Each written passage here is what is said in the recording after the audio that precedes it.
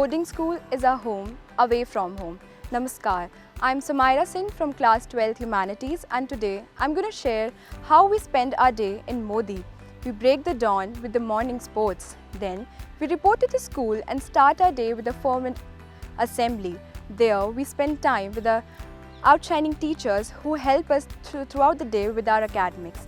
Then followed by our remedial classes for improvising our academic skills. Then our evening welcomes us with the joyful sports like brass band, pipe band, horse riding and many more. Then we go for our evening supper and then we report back to the hostel and end our day. And that's how our life goes on in Mody.